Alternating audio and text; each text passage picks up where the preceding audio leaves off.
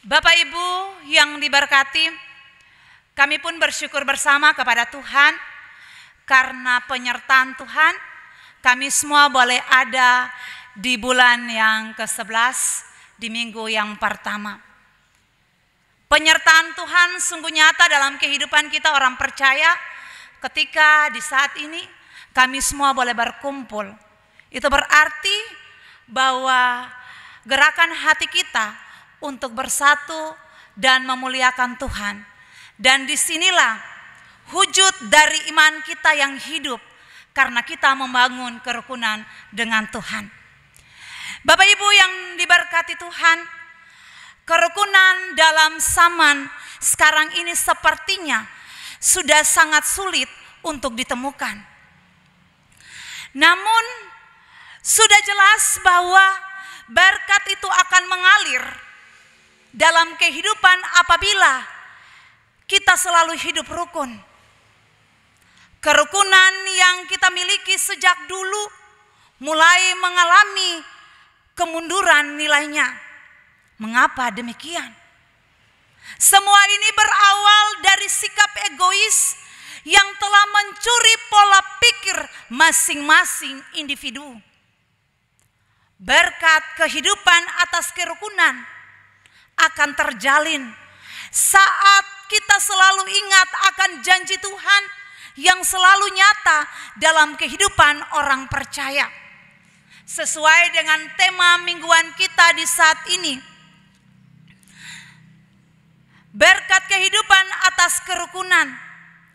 Disinilah mau menjelaskan kepada kita bahwa sikap hidup kita akan menjadi indah apabila Bapak, Ibu, dan saya hidup rukun. Dan mengapa juga kita harus hidup rukun? Yang pertama, karena itu merupakan kehendak Allah. Dan yang kedua, hidup rukun adalah wujud dari ibadah kita yang murni. Dan yang ketiga, hidup rukun adalah wujud dari iman kita yang hidup. Bapak Ibu jemaat yang diberkati Tuhan, dalam kitab Yosua dapat kita belajar tentang kehidupan kerukunan yang sangat luar biasa. Kitab Yosua ditulis sebagai kesetiaan Allah dalam menggenapi janji-janji. Kita dapat menerima janji Allah sebagai suatu berkat dalam kehidupan ini karena adanya kerukunan. Dalam sejarah pribadi Yosua sendiri, sebelum ia menggantikan Musa, ia mempersiapkan dirinya bertahun-tahun untuk menjadi seorang pemimpin. Yosua menunjukkan kesetiaannya, ia menunjukkan ketaatannya yang sungguh-sungguh dengan berdoa, tekun, mengabdi kepada Allah bahkan juga kepada firman-Nya. Perjanjian Allah kepada Israel mengingat dan mengenai tanah perjanjian di tanah Kanaan.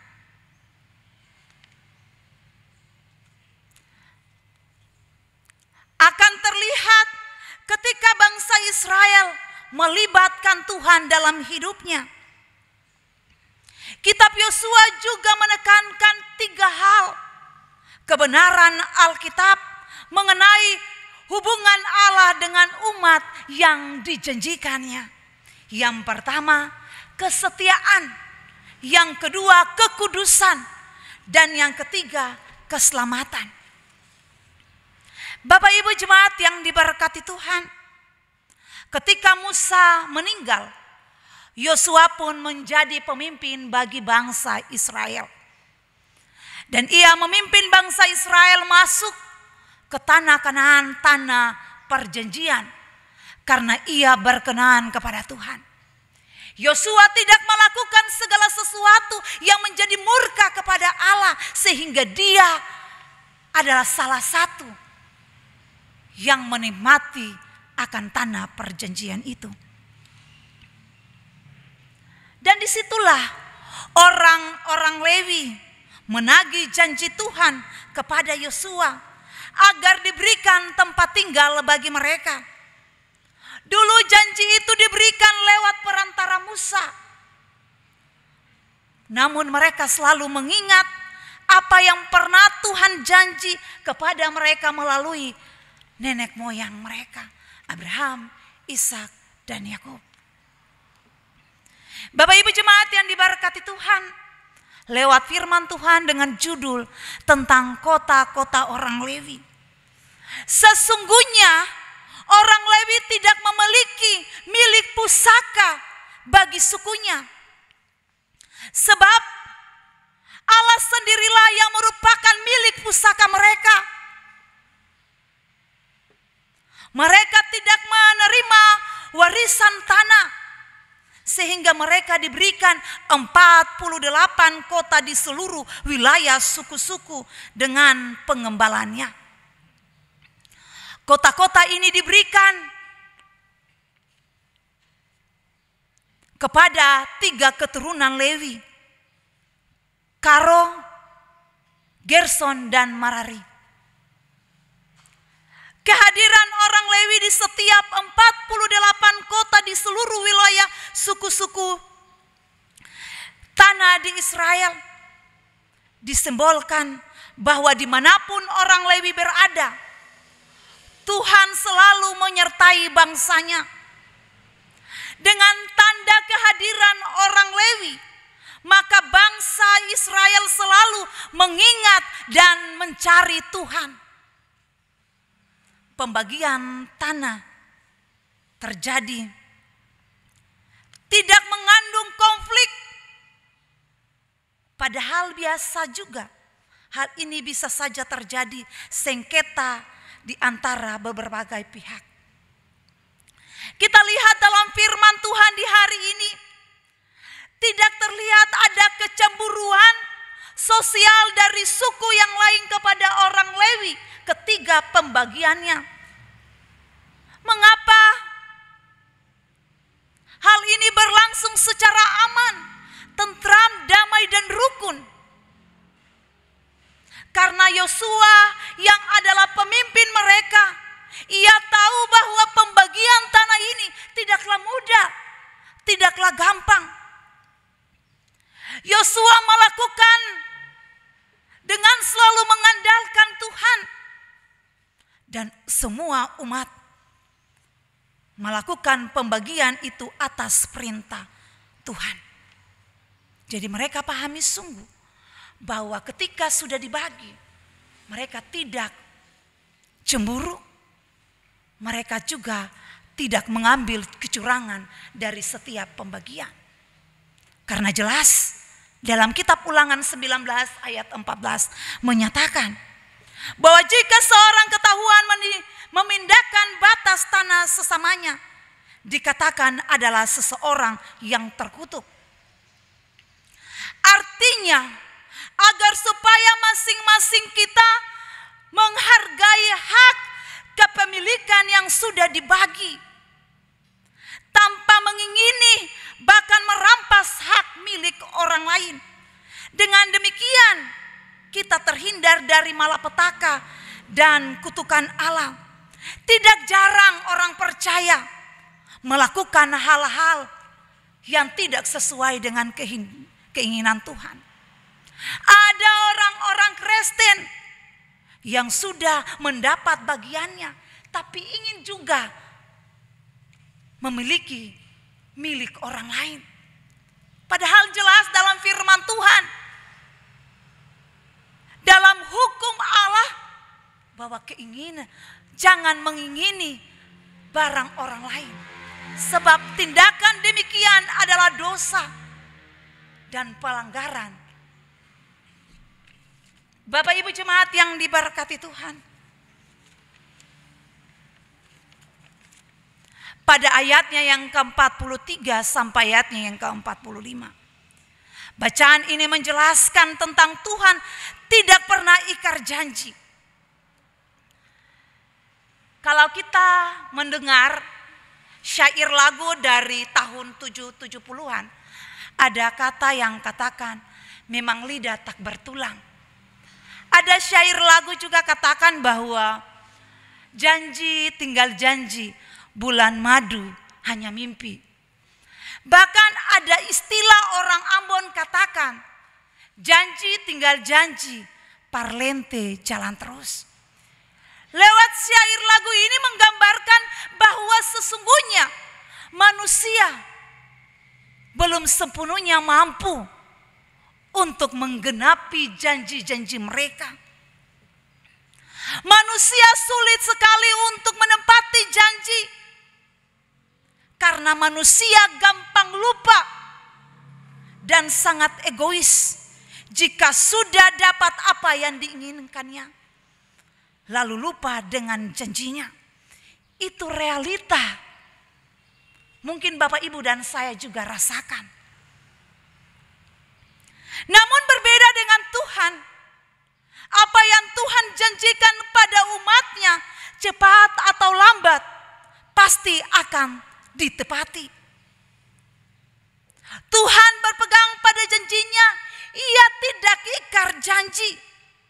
Dalam ayat ini juga nampak jelas ada 3 janji yang diucapkan Tuhan kepada nenek moyang mereka, Abraham, Ishak, dan Yakub.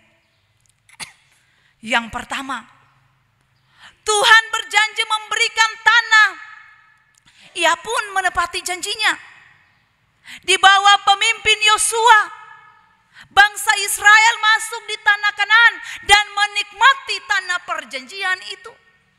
Dan yang kedua, Tuhan berjanji memberikan keamanan kepada bangsa Israel dan Ia pun menepatinya. Tuhan memberikan keamanan bagi seluruh penjuru negeri itu. Tidak ada satupun musuh yang berdiri tegak di hadapan bangsa Israel. Mereka dikalahkan habis. Dan yang ketiga, Tuhan berjanji memberikan segala yang baik untuk menjamin kehidupan kaum Israel.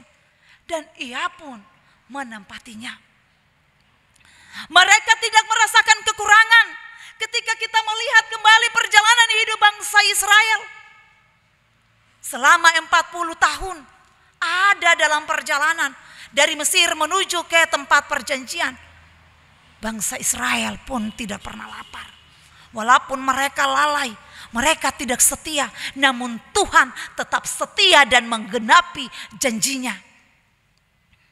Bapak Ibu yang diberkati Tuhan, 3 hal itu pun Tuhan janji kepada kita yang percaya dan berharap kepadanya. Ia sudah menepati janji, memenuhi semua hidup kita. Oleh karena itu, marilah kita berpegang pada janji Tuhan dan selalu setia kepadanya. Dan lebih daripada itu, kita turut serta ikut menjalankan perintah Tuhan. Sebab itu yang dikehendakinya. Sangat mudah bagi manusia berjanji, tapi kadang sangat sulit untuk menepatinya. Tuhan berjanji kepada Yosua dan bangsa Israel. Yosua pimpin dengan tidak mengajukan syarat yang memanipulasi.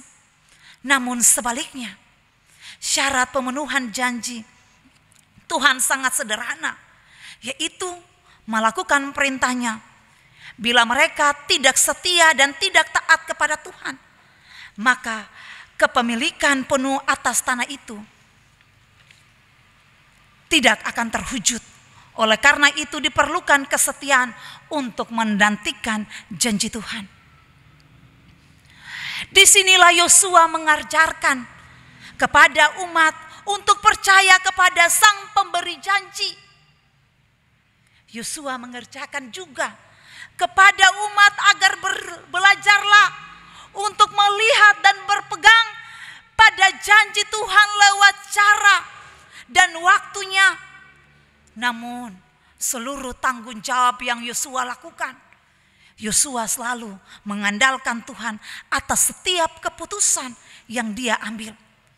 Yosua menyadari sungguh bahwa pembagian daerah, pembagian tanah, bahkan tanggung jawab ini tidaklah mudah. Oleh sebab itu, dia terus melibatkan Tuhan dalam hidup ini. Bapak Ibu jemaat yang diberkati Tuhan, belajar dari kisah Yosua, belajar dari pengalaman hidup, belajar juga dari peristiwa-peristiwa yang Tuhan jadikan kepada kita dalam setiap penggenapan janji. Maka ada beberapa hal yang dapat kita renungkan bersama. Yang pertama, kita melihat dulu orang dapat hidup tanpa uang, tetapi orang tidak dapat hidup tanpa tanah.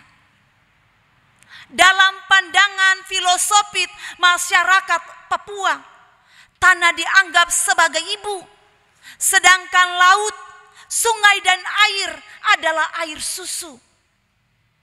Bagi mereka, sehingga apapun dan bagaimanapun caranya harus dipertahankan dan tidak diperjualbelikan.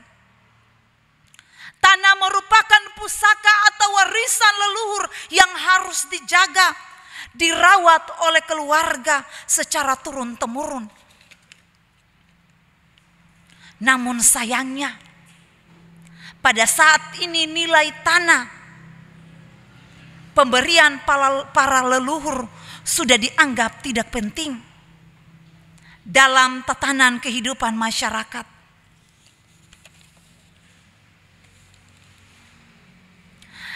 Tanah ditukar atau diperjualbelikan hanya untuk keuntungan pribadi.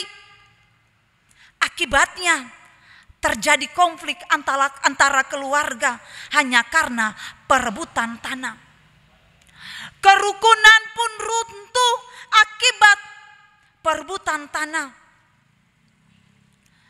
Mempertahankan kerukunan dalam sebuah kehidupan bukanlah perkara yang mudah dan sepele. Kerukunan haruslah diperjuangkan terus-menerus oleh semua pihak termasuk Bapak Ibu dan saya. Karena ketika kita hidup rukun, maka percayalah dengan sendirinya berkat akan datang. Tuhan yang adalah sumber segala kebaikan akan mengaruniakan kerukunan kepada kita. Ia akan memerintahkan berkat-berkat dalam kehidupan kita asalkan kita hidup rukun. Jelas dikatakan oleh pemazmur. Dan yang kedua, belajar dari firman Tuhan di saat ini. Kalau seorang ayah yang ada di dalam dunia ini sanggup menggenapi janjinya kepada anaknya, demikian juga dengan Allah Bapa kita di sorga. Ia bukan hanya berpegang teguh pada janjinya, tetapi ia juga mampu mewujudkan setiap janjinya dalam kehidupan kita. Walaupun terkadang janji yang kita harapkan itu lambat. Namun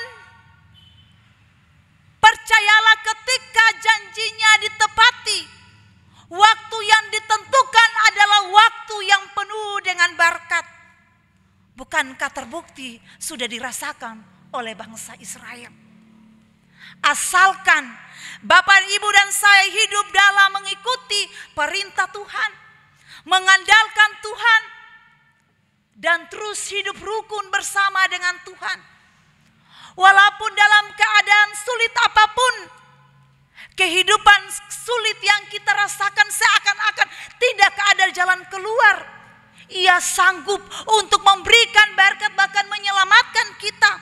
Ia turut bekerja dan berperkara dalam setiap kehidupan bahkan persoalan yang kita hadapi. Asalkan kita percaya kepada Tuhan. Bukankah firman Tuhan jelas? Dikatakan bahwa marilah kepadaku semua yang letih lesu dan beban berat, aku akan memberikan kelegaan kepadaku. Itu merupakan jaminan dan janji bagi kita. Ketika kita merasakan beban hidup yang sudah berat. Ada Tuhan kita. Jangan pernah takut saudaraku untuk menjalani akan hidup yang kita lalui ini. Ada Tuhan Allah yang kita imani. Bapak, Ibu dan saya percaya. Dia adalah Allah yang sanggup. Dialah Allah yang mampu untuk menggenapi janjinya. Ialah Allah yang mampu memberikan hidup kita yang lebih baik. Sebab sesungguhnya dialah Allah yang setia, yang bisa memberikan kehidupan bagi setiap orang. Ada satu kata yang saya kagumi dalam perkataan di YouTube. Ada katakan bahwa manusia Allah, tanpa manusia ia tetap Allah. Tetapi manusia tanpa Allah adalah hampa. Jelas bahwa ketika kita hidup tanpa Allah, maka hidup kita akan musnah. Oleh sebab itu sebagai orang percaya, marilah datang kepada Tuhan. Bawalah hidup ini kepada Tuhan. Bangunlah kerukunan kita kepada Tuhan. Maka apa yang kita harapkan, apa yang kita gumuli, Tuhan akan menjawab itu. Bayangkan, burung-burung di udara saja Tuhan pelihara. Apalagi kita manusia, ciptaan yang sangat mulia. Ia akan terus memelihara kita, menjaga kita. Sebab sesungguhnya firman Tuhan, ya dan amin. Tuhan memberkati kita lewat firman-Nya. Amin.